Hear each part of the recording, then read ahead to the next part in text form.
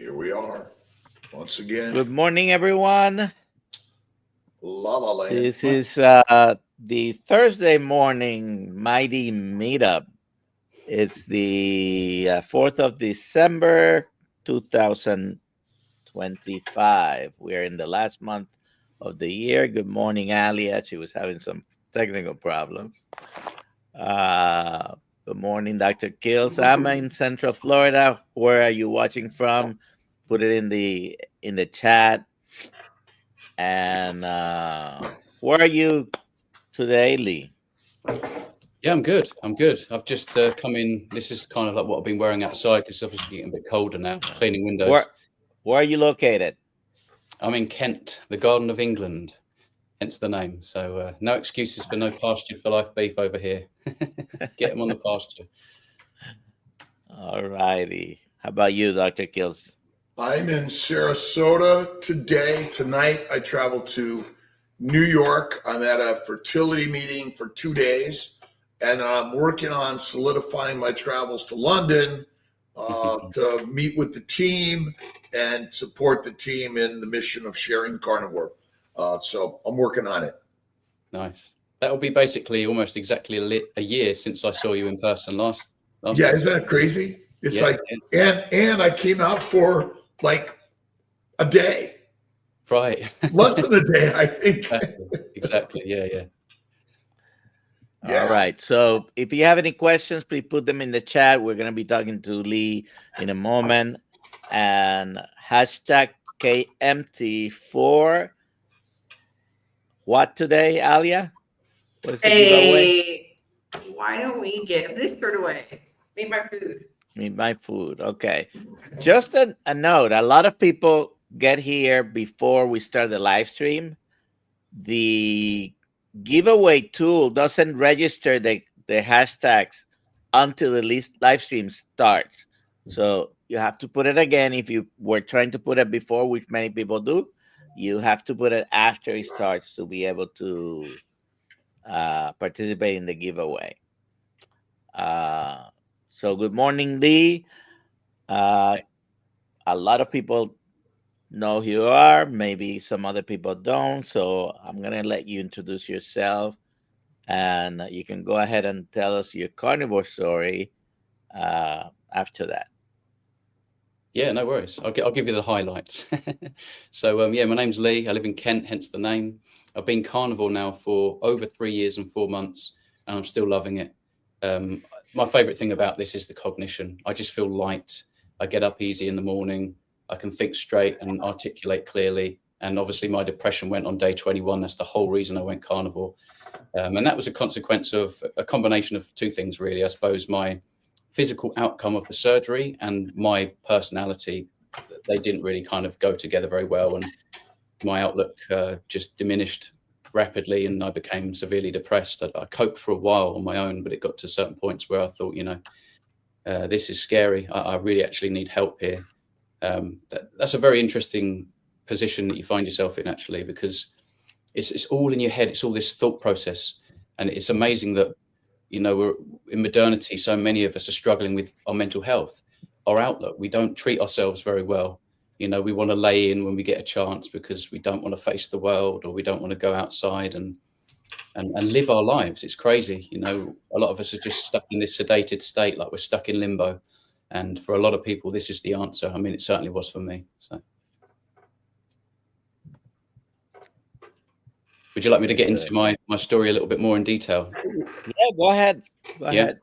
So basically, this all started really in 2012 when I got my diagnosis of ulcerative colitis. I wasn't in my teens. I was sort of early 20s kind of thing. But that was the first time I had an indication that I wasn't optimally healthy. When I sat on the toilet one day, I saw blood. And that's always a bit of a shock, something's not quite right.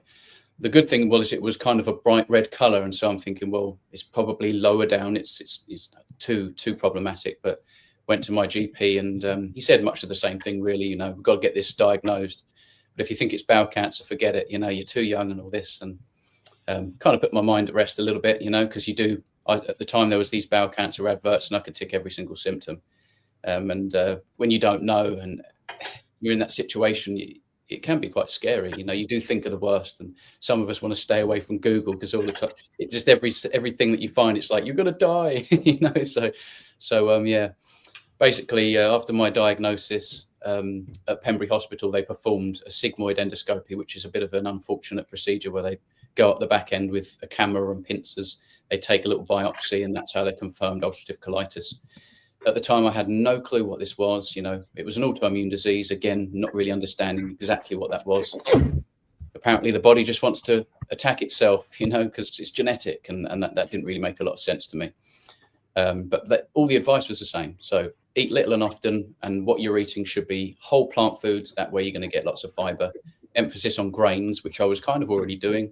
I always base my meals around grains. That's kind of how I started. It's like, well, do I fancy rice or bread or pasta, or what's it going to be? So, okay, I'll start with brown rice. I'll put some protein in there without the fat. So it'll just be like chicken breast or cod. And then, of course, throw some tomatoes and the tomato sauce, some spices, some herbs, tender stem broccoli. Even now, even saying that, part of me thinks that's kind of healthy, right? How deeply indoctrinated you think, well, that looks kind of balanced. It looks colorful. It looks healthy. And that's so far from the truth, because it's all about nuance. It's all about context. We're all human beings, but we have different weaknesses. And I think in the modern world, we pull these triggers without knowing it, and it exposes these weaknesses. These things that tribes don't really know what they are. If you sort of went and saw even tribes today, you know, you said, you know, do you know what sort of intestinal permeability is? They wouldn't have a clue what you're talking about, and they don't need to. They're just in their own context, in the natural environment, and they have their own intuition and their own instinct, and we've lost that. Modernity has conditioned us to lose our autonomy, and we shouldn't have to become scientists of some kind to figure out how to just survive. It seems so wrong, but that's what we have to do. It's on us. And I didn't realize this at the time. So I followed the man and the woman in the white coat because they know better than me. I genuinely believe that those guys were trained to coach me and help me get better. Even when they gave me drugs, along with the dietary advice, which I followed to a T, I thoroughly believed that I'm on the right track and I'm going to get better. And so it kind of baffled me as to why it was getting so much worse. 2 years later, I'm on my first course of medication, potent steroid medication, not sustainable, not knowing this at the time. So I was thinking like, right, well, I'm doing everything that they said that I should be doing. Things continue to get worse and worse. And after 3 years of this medication and continuing to eat what I thought was an appropriate diet, what they confirmed was an appropriate diet, I reached a point where I flared up. For the last time, I was going to the toilet 30 times a day for the last 2 days before I ended up in hospital. And when I presented there, I mean, I'd lost a lot of weight, lost a lot of muscle, dehydrated, terrible state. Without knowing it, my bowel was on its way to perforation, hence this very, very sort of worrying flare-up. It kind of like hit record-breaking figures for me compared to other previous flare-ups, just overnight almost, you know, and it just got worse and worse. So they performed that same unfortunate procedure again, only to find out that things were really, really bad. You know, it was almost touch and go here and there. They trialed me on autoimmune suppressant drugs, kept me on them for longer than they should. And inevitably, I ended up having my whole colon removed. So my thing is that I have this permanent bag now. It's like a lifeline for me, and I've had to learn to live with it. Going carnivore has helped me to do that, you know. But along the way, I discovered some pretty interesting things. Given that we absorb all the nutrition in the small intestine, I was very surprised to see the shapes and sizes and colors and pieces of plant material intact in the bag. Yet I never found any meat. I never found any fish or eggs or dairy. So our stomach as a human being is absolutely designed or created or evolved, whatever you believe, to break down and liberate amino acids from animal proteins, not plant proteins. You know, we absorb all this nutrition comfortably. These are essential fatty acids, amino acids. These are essential. Leucine, arginine, very, very crucial. You know, you branch chain amino acids. You have complete proteins in the right ratios in animal nutrition. We can't say the same really for any plants. That's why it's so difficult to get what you need, you know. And I was almost on that mission in some ways. Yes, I had some animal protein in there, but that's what it felt like. I was eating little and often, just copious amounts of fiber, having gas problems, gut problems, and these things exacerbate.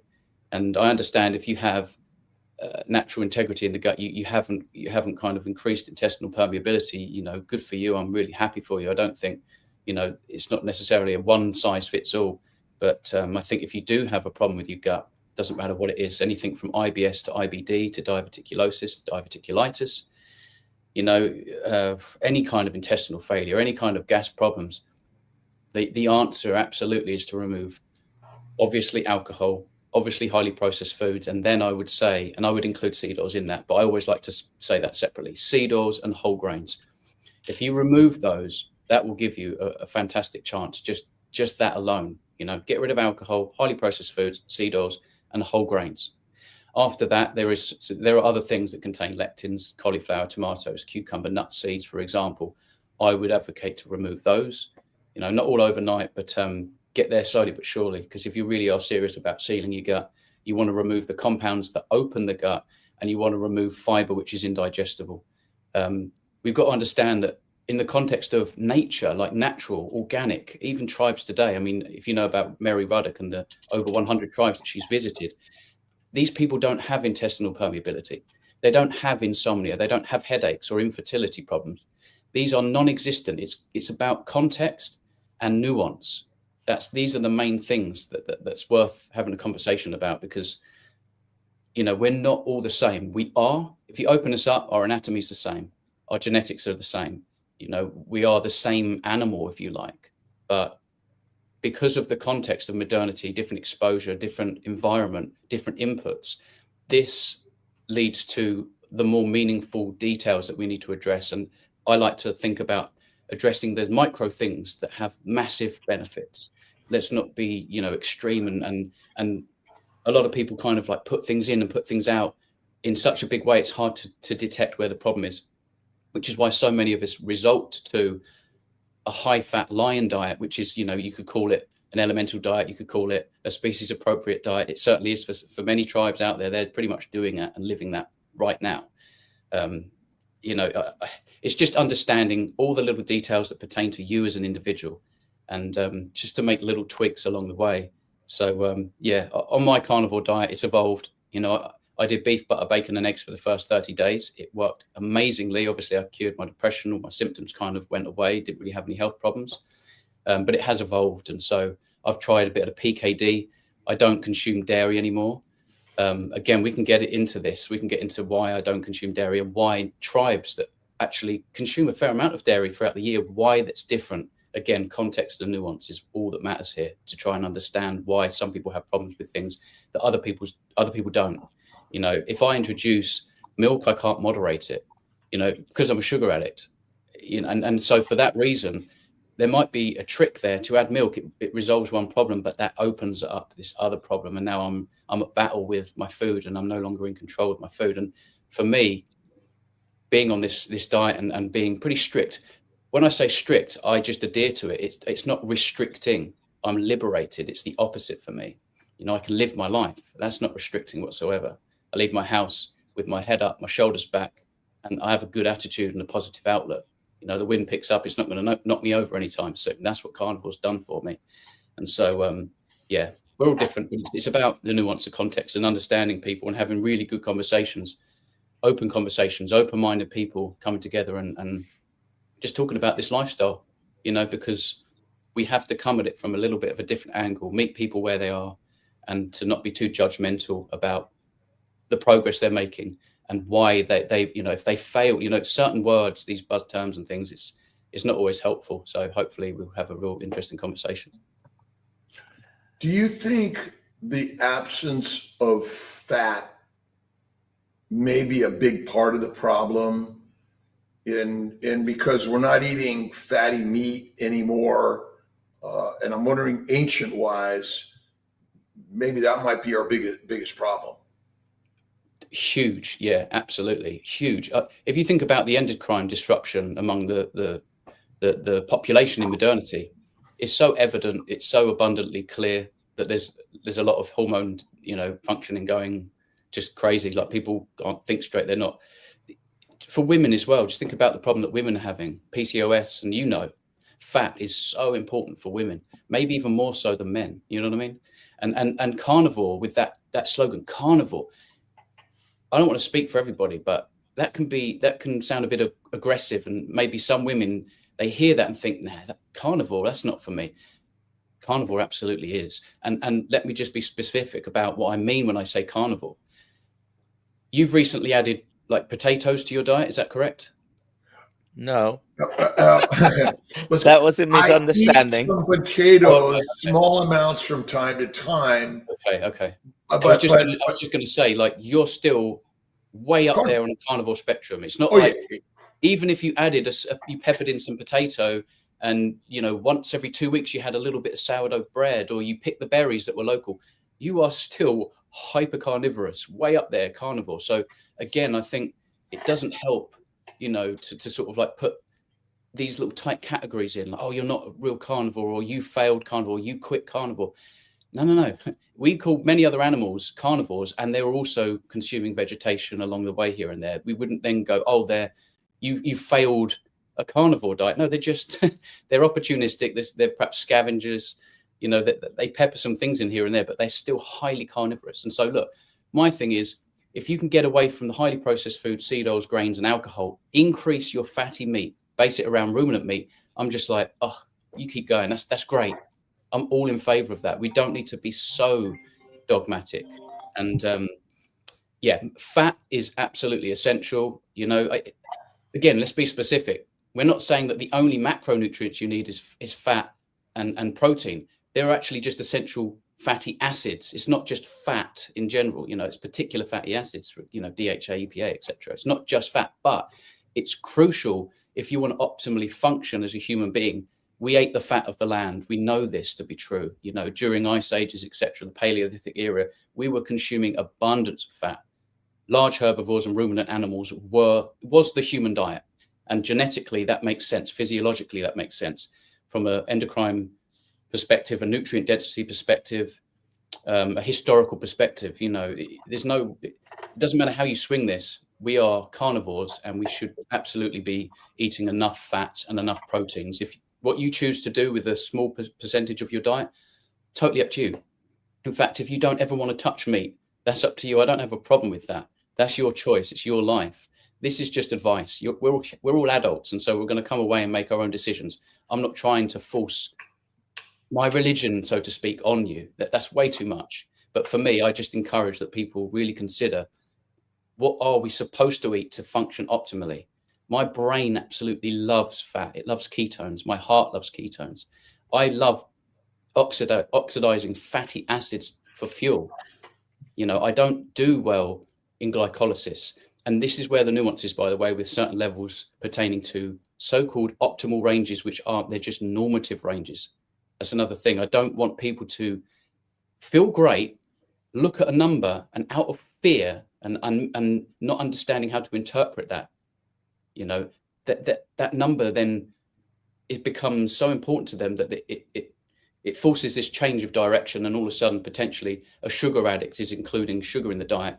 They then fall off the wagon completely, and they can't get back for months. I do worry about some of those people, because, again, context matters. Maybe we could have done that out there in the wild. We wouldn't have had such intense cravings. And maybe if we did, it was for a reason. Getting those berries with that fat, increase your Randa cycle, add some subcutaneous fat, survive this really bitter, cold winter that's potentially coming.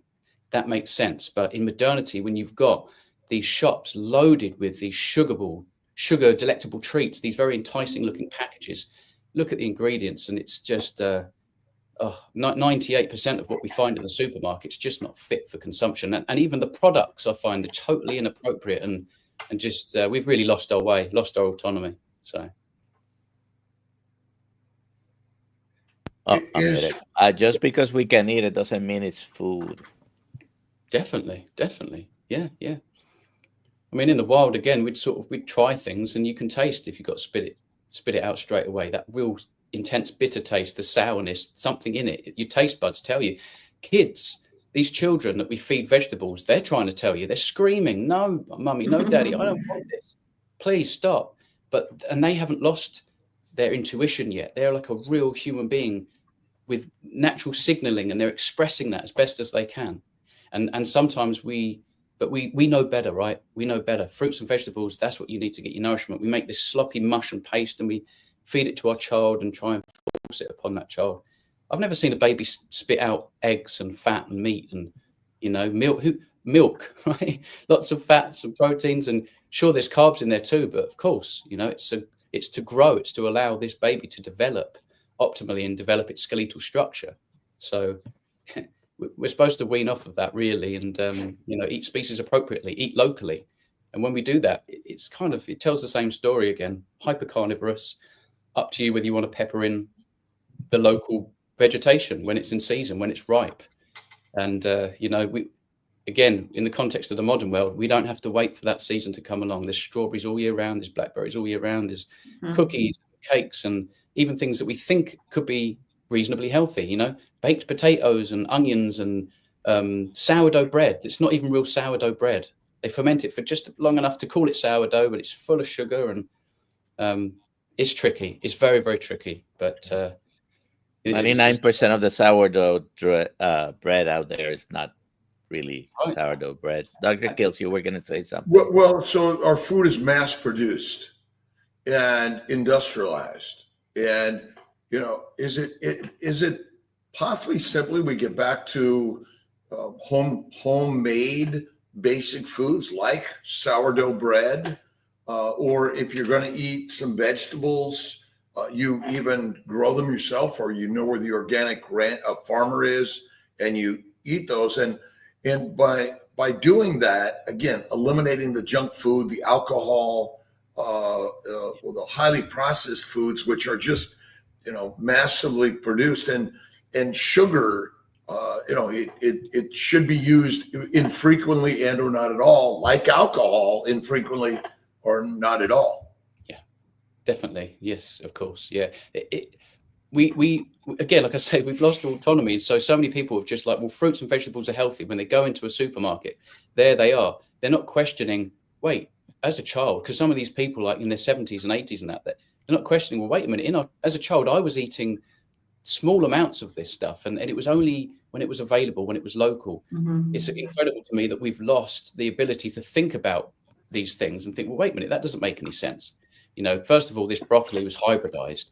It's a flour, full of fiber. It's now available every single day when I walk in the shop, but I've heard it's healthy, so it's on my plate every single day, and that's actually just ancestrally inappropriate. Some people might say, well, appeal to nature fallacy and all this kind of stuff. But to me, I'm appealing to science. I'm appealing to reality. It's not realistic. It is now. It's incredible, but they're only available because, like you say, mass production of food, industrialization. We've got these vessels shipping us over produce that we shouldn't even potentially know what it looks like. I live in Kent, England. I shouldn't know what a banana is. Yeah, I do. And I've been told multiple times by my doctor that I should be consuming bananas because they're full of potassium. But I think, to quote, is it Dr. Lustig? I think he said something like, if you put potassium in a donut, is that now a superfood? It's nuts. So, yeah. We have a bunch of questions. I suspect we're going to have more. So maybe you can address some of those. Not mine. We should start answering them. Okay. So, well, yours is first. Given your focus on gut healing, are there any specific types of meat or meat preparation methods you believe are superior for digestive health on a carnivore diet? Slow cooked, ground, raw, etc. I added the raw. All right. So for me personally, and I can obviously only speak really specifically when I'm talking about myself and my lived experience. So for me, I've had cooked meats. When I say cooked meats, I mean not just ruminant. I've also had raw meats, and again, not just ruminant, high fat, low fat, different cooking methods, salt, no salt. This stuff breaks down 100% of the time, right? The body does exactly what it needs to do with what we know is real human food. We absorb the nutrition, and it's easy on the gut. If you want to seal your gut, if you're coming from a place of autoimmunity, it doesn't matter what autoimmunity you have. If you have some kind of symptoms of autoimmunity, most likely you have leaky gut. The first job is to seal that gut. And the best way to do that is really high fat ruminant meat, perhaps a PKD style. If anyone's not familiar, paleo ketogenic diet is the Sophia Clements protocol. And that's basically a high fat lion diet, 2 parts visually protein on your plate to 1 part fat, Within that 2 parts, you've sprinkled in some organ meats as a compensatory method of fortifying, if you like, the nutrients lost that you would have otherwise got eating a larger bolus of protein. So the idea is that you stay in a more therapeutic state of ketosis. You allow the gut to heal. It's this lovely state where your body heals at a higher rate, but you're also getting all the nutrients you need. That's what I would recommend for anyone with gut problems, in fact, to seal that gut. And also dairy. Just make sure you're on a dairy-free carnivore diet, because the casein protein can also poke holes in your intestines, in simple terms. So just Do you eat raw meat? Do you eat raw meat? I eat raw meat. Yeah, I eat raw meat to some extent every day. When I cook ground meat, I cook it what looks like 50% all the way through, and then I take it off the heat, and I'll just continue mixing it around. If I'm going to add something like fish to that afterwards, I may do that. Right. Suet, marrow, things like that, and just eat it like that, and it's fine. I've eaten raw meat from stores, raw meat from the butchers. I've not had a problem myself. Again, that's something that you need to make a decision about, but you don't have to. And if you're suffering with autoimmunity and you want to seal the gut, you adopt something like a PKD diet, a high-fat lion diet. You do not need to eat raw. I would just suggest don't cook it all the way through, like until it's dry. And I think that there's a natural progression that we all undergo, is that, the more we do this, the more our body seems to tell us, actually, back off the cooking process. So don't worry about being perfect overnight. Give it time. Your body will tell you. You'll find, that juicy steak the other day, that was nice. Oh, I might try it rare this time. And I absolutely love my steaks rare. If I'm going to have steak, I cook it up rare. And if, a lot of the time I'm having ground beef. People think perhaps I'm just eating steaks all the time and it's easy, lucky me. No, I'm eating ground beef most of the time. I have sort of combinations of brisket and suet thrown in there. Heart is quite reasonable in terms of price. Liver, of course, kidney. If you just have these sprinkled in, that reduces the price. And you also just, it's just full of nutrition. Every time I eat these meals, I always feel fantastic. And even if you can't finish the meal, pop it in the fridge and have it cold. I love that too. All that the fat when it's at room temperature or it's cold, I actually love that. So there's no specific protocols in terms of cooking methods that would help you with your gut. I think just eat fatty meat, base it around ruminant meat, stay away from plants, stay away from dairy, basically. Dr. Kiltz? Milk products that are fermented, like kefir and yogurt. What are your thoughts where those fit in? They're better because obviously you've not got the sugar element as much. If you have autoimmunity, the denatured quality of these proteins actually is better for you than a raw product, most likely. If you have autoimmunity, you're going to be more sensitive to raw. We've also got to consider that the way we produce dairy is nothing like the tribes produce dairy. Again, have a look at Mary Ruddick and her work. I've only just recently realized that over here in the UK, and I don't want to I'm not going to name, places or anything like that, but the procedures and the protocols aren't ideal in terms of sterilization, in terms of where the chickens are, where in comparison to the cows and potential cross-contamination, it's not the same as raw dairy that the tribes have and the way their methods and stuff like this. But fermented dairy is what I would advocate for. If you're going to say, look, I have to have some dairy in my diet, or I want dairy, then of course go for kefir, real kefir, go for hard cheeses and things like that. But consider that like 80-90% of the protein is casein protein. And even for the most sensitive people with autoimmunity, even ghee is not recommended. And so for me, if you're serious about fixing autoimmunity, get rid of all dairy, even butter. Don't even cook with it. Okay. We've got to consider as well, it's not much older than agriculture for people to consume so many eggs, so much dairy. And I'm not here to upset people. I'm here to express myself honestly and just give my opinions and my takes on things. But, you've got to consider that maybe it's only the last 11,000 years we've been able to eat so many eggs every day. We didn't have chicken coops 14,000 years ago. We didn't have just eggs available in nature. So every member of the tribe can have 8 to 12 eggs every day. That's so unrealistic. And of course, eggs are absolutely fantastic. I'm not putting them in the same category as plants. So please don't conflate that. I'm just simply saying that because of the nuance, some people don't do well with the whites. Some people don't do well with such high calcium in the diet. This has an antagonistic relationship with magnesium, which can explain why some people can still get the eye twitches, the cramping in the night. And it's not about total amounts, it's about ratio. Okay, so it's all about ratios. We look at nature, we look at blood, we look at fish, we look at ruminant animals. calcium, magnesium is 1-to-1. The moment we start consuming eggs and dairy, calcium offsets magnesium at such a high rate that could potentially have a downstream deleterious effect. I'm not making any like cause and effect claims here. There's of course nuance, and we're all different. But I've noticed I do better without dairy. I do better without eggs. I'm not so keen on monogastric meat, though. Again, if you can get high quality pork, high quality chicken, pastured pork, pastured chickens, perhaps the pigs are eating almost nothing but acorns. Great, that's absolutely fantastic. The animals out in a wild setting, they're getting, their natural environment. They're roaming free, and they're eating what they want to eat. They're not being force fed in a little dark box these grains and things that are sprayed with glyphosate. It's a mess. So it's about sourcing the best quality that you can afford of whatever animal products that you enjoy. But if you are very sensitive, stick to ruminant meat and just trust the process. Hang in there. That is the answer. And it's up to you down the line whether you want to experiment peppering things back in, potentially eggs.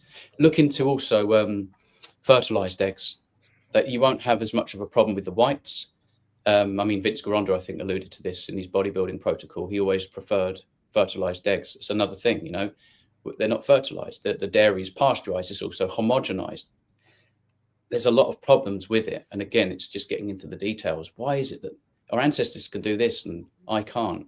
We're in a different context, and everything changes just simply from that one facet. So your experience with the Western medical system and the unwielding opinions of the white coats and the authorities. Yeah. We need to get this out of our heads about appealing to authority. It is a fallacy. I'm not saying that everyone that is a professional and has authority is wrong. That's also a fallacy. So there's a lot of people waking up, including medical doctors and surgeons, etc. Unfortunately, it is down to us to look after ourselves and to find good health, to stay healthy, to avoid chronic metabolic disease. And it's so difficult to, like I say, we shouldn't have to become scientists of some kind. I know that's a bit of an exaggeration, but just trying to express my point here. Becoming scientists so that we don't get some horrible diagnosis. That just seems insane to me. But unfortunately, we have to educate ourselves to a point. Now, I'm actually a big common sense guy. I don't think we need to understand all the science. And when I say we, I'm talking about people like myself, everyday people, people out there just looking for an alternative answer because they've tried everything else. You don't actually have to understand the science. If you went into the wild right now and you asked a tribe member, what do you do for your skin? They'd probably look at you like, I don't know what you mean. How do you have such great, lovely white teeth? You have this beautiful jaw, incredible teeth. What do you do? Who do you see? There's no dentists, there's no toothpaste and fluoride and mouthwash and all this stuff. They don't know. They just haven't lost their autonomy. They're in the right context. So there's the nuance already with people like myself and people watching. They're in the right environment. They have their natural intuition and their instincts. They're so potent, and we've lost that. So when we walk into a shop, we've been brainwashed with all this, cereal in the morning. We go into the shop, we pick up a bowl of, a packet of cereal. We're pouring it into our children's bowl before they go to school. And we don't question what that is that they just ate. A load of seeds, mashed up seeds into some fashioned in a funny little shape. Like, it's really patronizing if you really think about it. And they put a little toy on the front of the pack. Mummy, please, I just want a bowl of sugar and glyphosate for tomorrow, for tomorrow's breakfast before I go to school, because, it's the most important meal of the day. It's crazy. It's crazy. But yeah, we've got to get away from this appeal to authority. If I wanted to find out about sort of, I don't know, kidney problems, it's probably a good idea to talk to someone who's had kidney problems. If you want to know about gut health and you want some advice, feel free to come to me, because I've lived it. I've lost my gut. Through that, I learned a heck of a lot, more than any textbook could teach me, because they don't teach you this stuff. And any kind of literature that you seek to find out information that you think is going to be helpful, I want to get healthier. It's so confusing. Not only is it conflicting, but they still echo these lies. They are lies because it's come from a very corrupt history. That was the foundation. And it's this, like Ken Berry says, the echo of these lies, confirmation bias, etc. And losing our autonomy. You get your qualifications and it's like, this is the diagnosis, this is the drug. this is the protocol, and we sort of keep keep saying the same spiel. It's like it's a script, but it really shouldn't be that complicated. I made this silly little video the other day about kind of a caveman and me, and I've gone back in the past and I'm sort of asking the caveman, you know, what's the ideal protein to fat ratio? They're sort of looking at you like, I don't know what you think. You know, real carnivores don't have, you know, that you need claws and fangs, and he's like, tools. You know, it's just basic common sense stuff is how perhaps we can reach some people. Well, isn't it likely this term essential? Okay, essential fatty acids and amino acids. Are those possibly untrue? No. And I'm very, very confident because we can't synthesize them. This is why I believe, and no offense to anybody, but this is why vegan tends to shrink. DHA, EA, B12, heme iron, choline. We're trusting science. Remember, part of the problem is we're all this omega-3, omega-6, all these numbers. What is the species appropriate diet that humanity evolved on? Animals. Meat. Okay, they didn't say, well, what ratio do we need to eat meat? No, exactly. And so, in fact, I guess the question is sugar required in our diet? No, not in the diet, no. But when we use the word sugar, what are we talking about? Say that again. When we use the word sugar, what are we talking about? Carbohydrate or simple sugar. It doesn't matter. It's the same molecule potentially that we're talking about. Are there sugars in meat? Sure. Trace glycogen. Yeah. Oh, no. There are many sugars in meat. Every cell of every organism contains a vast array of sugars. But it's not a vast array of fats and amino acids. But it's not very high carbohydrate content at all, is it? Because it won't. We can tell when we look at the glucose reaction in the blood. Well, right. But that's because that's our scientific belief system. It's just like you should be skinny. Like, what animal wants to be skinny?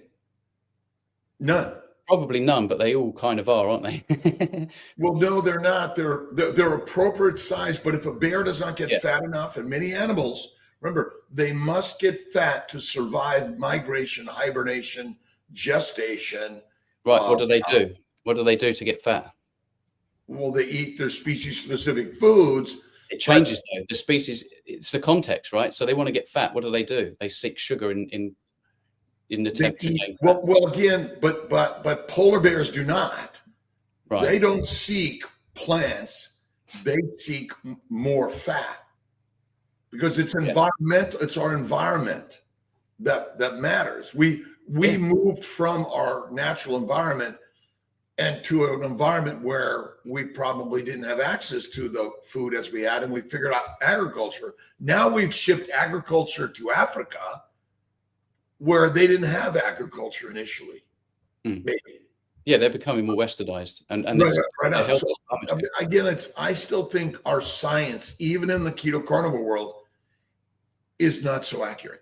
But it's not when you say our science, I mean, we're talking about hard science here. So biochemistry, human physiology is a hard science. Okay. When we use the word hard science, again, all science is human beings in a laboratory and giving hypotheses and theories. So I'm just throwing out the idea that our real problem is, again, this idea of you need your proteins. Do you need more protein or more fat to eat? It depends. Context and nuance. Right. I just, again, because we're questioning authority. I even think our scientific foundation, hard science, ain't so hard. That's all. All I would say about that is that you can take some sort of elementary chemistry and some of the things aren't quite right. And then that change, but it's almost like it's digestible. And then we shift and then it gets more advanced and then that changes. And then some people go into what we call nutrition science. There's no question that's absolutely not science. That's not even close to hard science. It's kind of a joke because you can't control for human beings. We're talking about different phenotypes, right? Epigenetics. There's so much nuance there that you can't sort of copy and paste this thing and apply it to another population. That's absolutely anti-scientific and pseudoscience. So that's a really bad way to go. epidemiological studies and things like that. Just ridiculous. Hans Krebs and Otto Warburg were scientists in laboratories getting paid. Sure. And they're creating theoretical science that we call hard. That's all. We know that it's simple. If you just simply eat animal products, you'll be healthy. Yes, depending on which animal products, frequency and volume again. Well, right. But if you, meaning that, let's just eliminate plants altogether. If you can survive and thrive on only beef, or pork, would you agree? Beef, yes. Pork depends on the quality, depends on your phenotype, epigenetics, etc. For some people, if it's a bad quality pork, like they react even worse to that than some plants. So the pork thing, again, if it was natural, in a hog or a pig in its natural environment, eating its natural diet, I basically agree with you. Right. And I'm just taking natural here because, again, in our industrial production and processing, that's where we've introduced so much. And I even think, again, I'm a scientist. I'm a doc. I've been all through the biology. Are you a hard scientist? What's that? Are you a hard scientist? Well, yeah, I'm hard in the head sometimes. But I question even what we call hard science. Question everything. Everything. And the beauty is, wait a minute, Lee Coopus, are you an MD, PhD? No, but you're teaching us through your experience and your hard learned road of the modern system that failed you. For sure, yeah.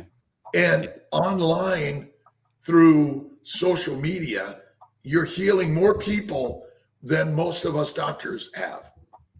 So it would seem, yeah. Yeah, for sure. I think, it's important to speak about our lived experience because that's important.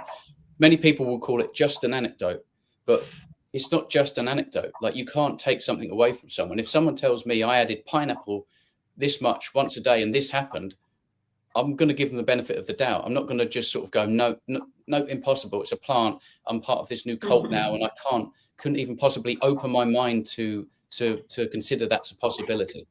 I question everything. I'm open and I listen to people, and I don't call those people liars. I think, if you start meditating and you do some breath work one day and you feel a benefit, more power to you.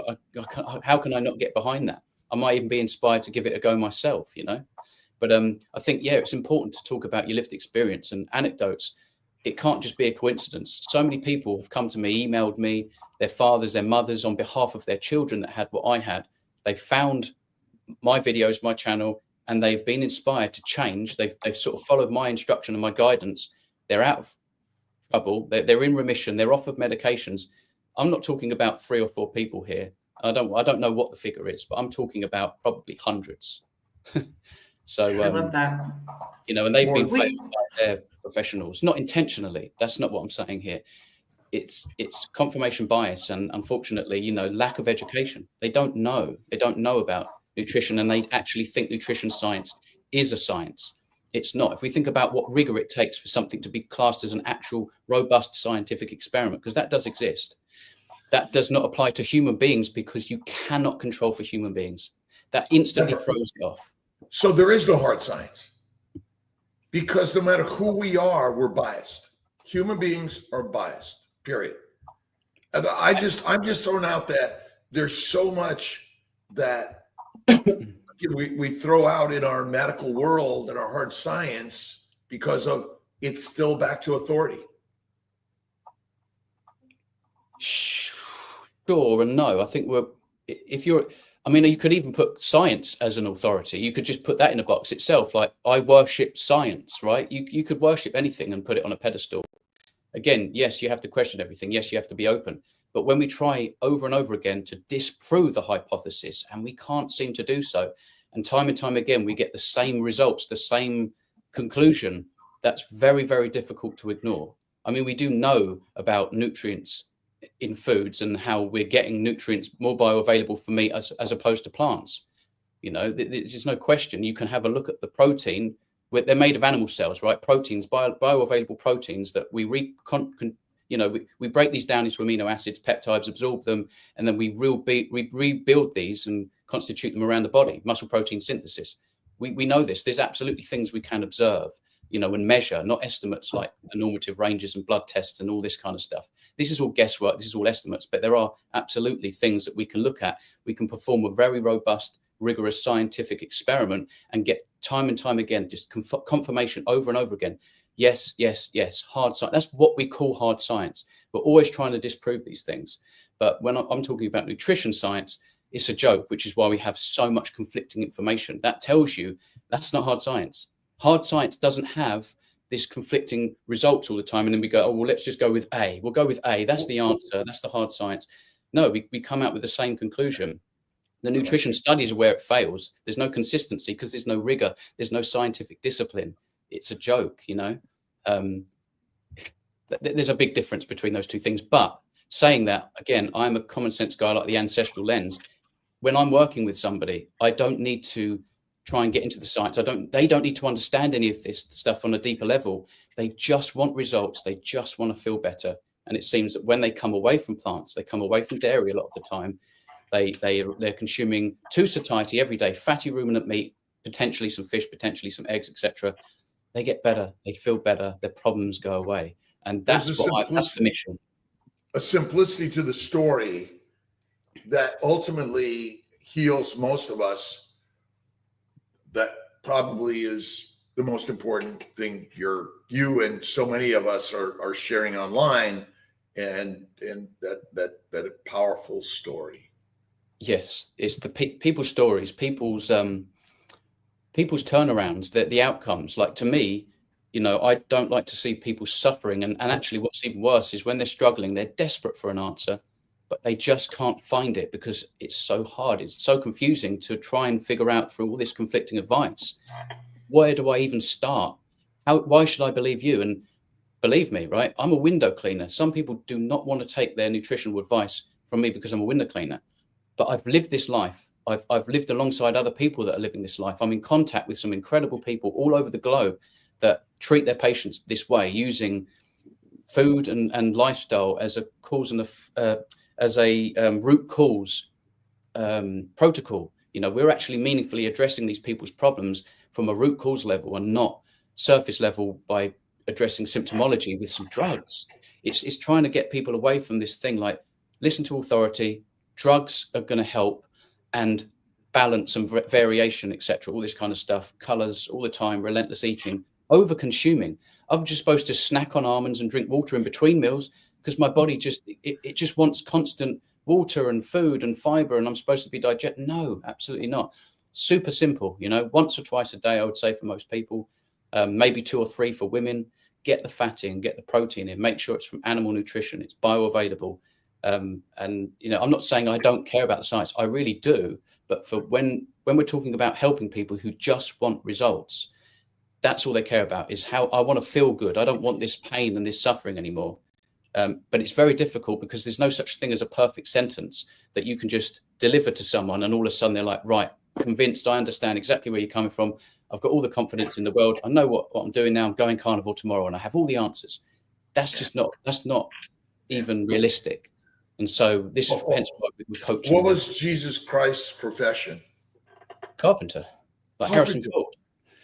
So again, we're human beings on our life journey of knowledge and sharing and helping.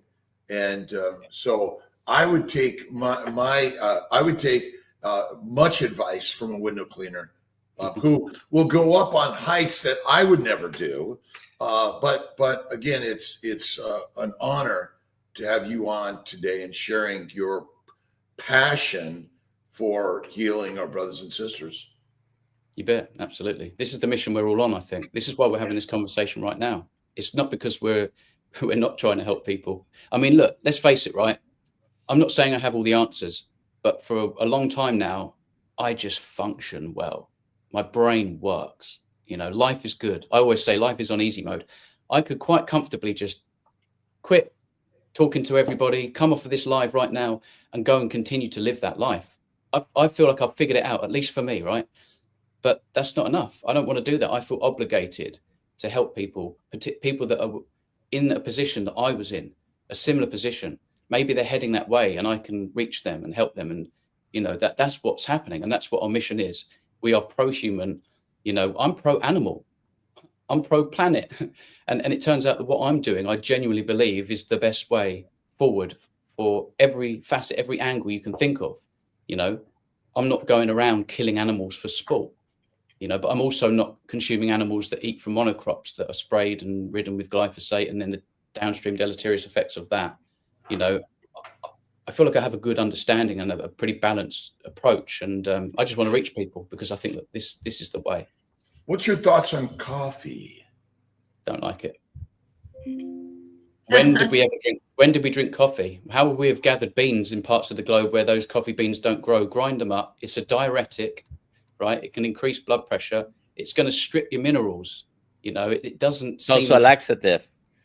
Yes, exactly. I mean, people are worried about their supplements and their minerals, right? They take Element, for example, and then they drink coffee. Just get rid of the coffee, right? Don't. And this is another thing. Again, this isn't to say that this is everybody, and it can work for some people. Some people can do exceptionally well on a carnivore diet with dairy and coffee. More power to you. I'm not going to say, oh, you're not real carnivore, blah, blah, blah, blah, blah.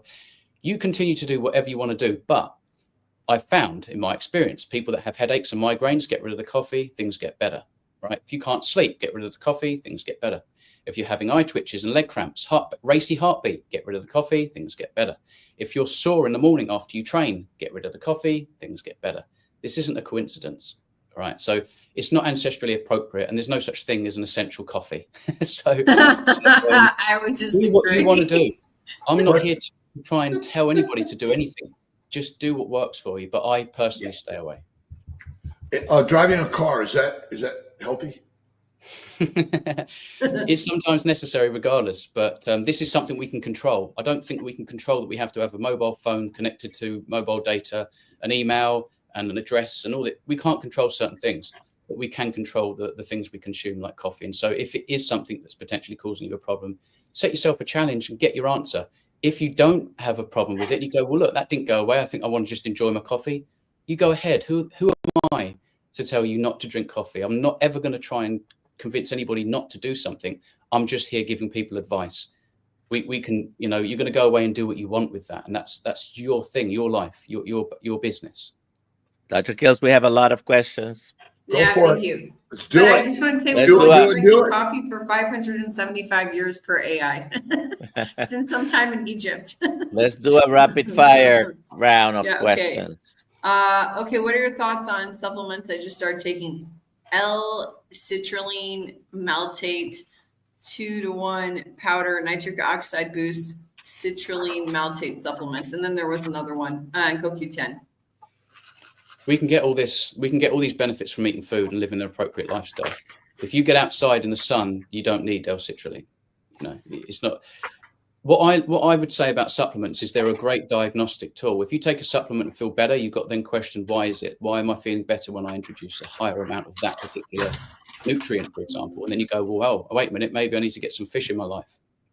So if you take iodine and you feel better, well, maybe you need to have a look at the diet. Why am I not getting enough iodine? That would be my thing. But see, CoQ10, eat some beef heart. Just eat sort of a nose to tail style diet. We can get everything. If you have histamine problems, eat some kidney. There is an answer to all this. And this, when we talk about a balanced diet, I'm a big believer in a balanced diet. And I think that we acquire that effortlessly when we make our way through a ruminant animal. That is the balanced diet for human beings. There's everything in there. There's every answer in there to every problem. There really is. And you just have to trust the process. And there will always be nuance because of the context we're in. And that's why it matters so much. But I'm not against supplements, like I'm not against medication. There's a time and a place, but I think use them, get your answer and address it meaningfully at a root cause level in an appropriate way, appropriate problem solving. That can be the introduction of supplementation. Get your answer and figure out what I'm lacking. I need to eat more kidney. I need to eat more heart, pepper in some liver. You don't need much liver. Do you take any supplements? Nope. No supplements for me. I've experienced, so I did have some electrolytes from Keto Pro. Feel like I don't need them at all anymore. I took some taurine to see if there was any benefits of that. You know, didn't necessarily feel anything big, but I've taken that out. I'm trying to think what else I've tried or taken. Nothing really. I eat what I believe is a more sort of nose to tail style lion diet, which is modified because I had some wild fatty fish. And again, people talk about like more zinc, more taurine, more iodine, more magnesium. We find all of that in fish. It's in abundance. So that's what I believe in. Again, DHA in the brain. We ate a lot of fish. We talk about ruminant animals. Yes, it was the biggest staple. Yes, it's most consistent with our ancestry. Nice. But I love a bit of salmon, sardines, mackerel. I throw that in with my ground beef and my ground lamb, and I eat sort of different cuts, and including tongue. I don't eat the nose, but I eat the tail. I eat the tongue. I eat the heart. I eat the skirt and the diaphragm. You know, if I could, I would drink blood. I eat sort of connective tissues and parts of the knuckles and parts of the cartilage. I eat the marrow. You know, people aren't doing this. People just think I'm eating ground beef, put some bacon in there and eggs. That's carnivore, and they go, "Oh, it didn't work for me." You have to ask yourself why. How fast, you know, did you jump into it very rapidly and you had some symptoms, and then you attributed that to carnivore and not carbohydrate withdrawal? It's not keto flu that you're getting, by the way. That's non-existent. It's carbohydrate withdrawal. Keto flu doesn't exist. It's a construct. Carbohydrate withdrawal and the drop in insulin throws electrolytes out. That is the nuance there. That is understanding that. So go slow, go easy. And then if you are one of these that just has to rip the Band-Aid off, you know, hang in there, trust the process, eat enough fat, eat enough protein. Don't overthink. Eat any animal product that you enjoy in the beginning. Don't try and do lion overnight, you know. And if you are having problems and you still want to get to the bottom of it, come see someone like myself, Dr. Kiltz. There's many people that I would recommend, you know. If it's bloods, go and see Coach Stephen. You know, there's so many people out there that, that can help. What blood tests do you do on a regular basis? None ever. Not interested. I feel great. Alia, next question. Yeah, how does eating fat affect your bag? That's pretty so if I ate lots of rendered hot fat, that would speed things through a little bit. So that's what, and also I feel a little bit overwhelmed. I don't think my body can create the bile that it wants to, that it needs to emulsify so much fat all in one go. So my advice is just to cut back on the cooking, or this is another thing I would recommend. If when eating ground beef, that liquid fat is a bit overwhelming and you have problems, maybe diarrhea, etc., cook it in advance. Let it cool down and eat it at room temperature. That makes all the difference, by the way. That doesn't happen. It's like pemmican. I thought, oh, I can't cook this rendered fat and even let it come back and have it if it's cooked. No, if it's in the liquid form, it goes in the body too quick. My body can't kind of adjust and keep up. So fat affects the bag based on how much I'm eating and what state it's in. If it's raw, I feel the best. I love raw fat. What I'll do is cook my steak rare, but when I say rare, I'm talking about the fat. That's my criteria for rare. The fat has to be raw in the middle. That's how I do things. If you're not there yet, don't worry about it. And if you do okay on rendered hot liquid fat, carry on, you know. But if you are having issues, you feel a bit overwhelmed. Some people think like, oh, I got a bit nauseous after eating the ground beef and that. Let it cool down and eat it cold, or don't cook it so much. But do what you're comfortable doing. You know, it's incremental changes. What do you do to increase the fat? Is a question from Brisket Boomer. So I favor marrow because I don't like dairy anymore. I mean, I used to love butter, but it just didn't agree with me so well. I would start to get a little bit more twitches and cravings. And so, again, if you're trying to give up sugar addiction, maybe you just need to get rid of all the dairy, even the cream in your coffee, etc. Yeah, I like marrow because I think that's super ancestrally appropriate. Add suet.